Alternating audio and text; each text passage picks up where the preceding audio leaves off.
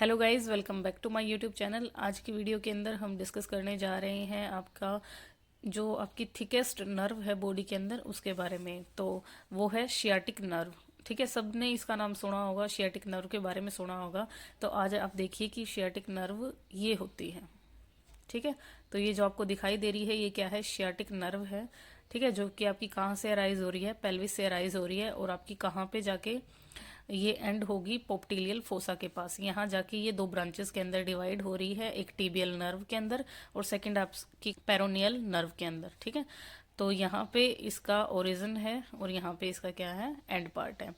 तो अब देखिए इसके बारे में कुछ इंपॉर्टेंट बातें डिस्कस कर लेते हैं। हम सबको पता है कि शियाटिक नर्व बहुत इंपॉर्टेंट नर्व होती है हमारी, और ये आपकी सबसे थिकेस्ट नर्व भी होती है।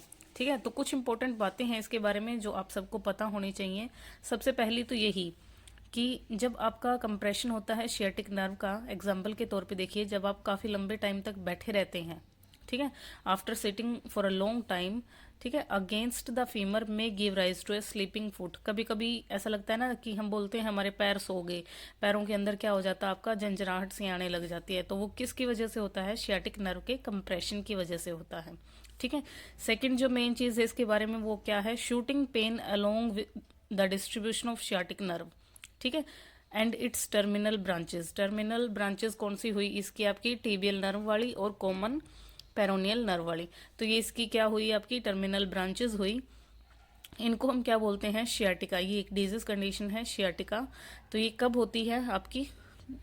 जब होती है जब शियाटिक नर्व के अंदर क्या होता है? आपका पेन होता है, शूटिंग पेन उसको आप बोलोगे, और इसकी टर्मिनल ब्रांचेस के अंदर। ये किस वजह से हो सकता है? This may be due to an intervertebral disc prolapse और ओस्टियोआर्थराइटिस। अगर आपको ओस्टियोआर्थराइटिस है या फिर आपकी जो डिस्क है वो प्रोलैप्स हो गई है, तब आपको ये देखने को मिल सकता है। क्या? शियाटिका।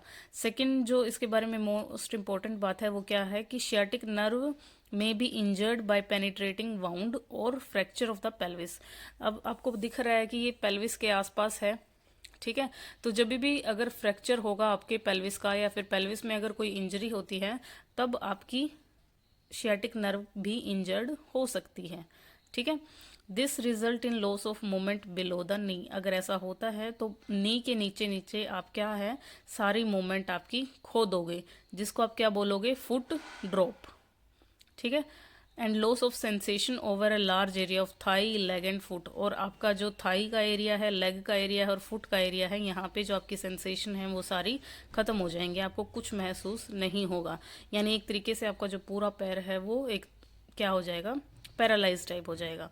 और एक इम्पॉर्टेंट बात है जो कि आपके एमसीक्यूज के अंदर भी पूछी जाती है कि जब आप आईएम इंजेक्शन देते हो ग्लूटियल रीजन के अंदर, बटक्स के अंदर, जब आप आईएम इंजेक्शन लगाते हो तब कौन सी नर्व डैमेज होने के चांसेस होते हैं? तो आपकी शियाटिक नर्व ही डैमेज होने के चांसेस होते हैं।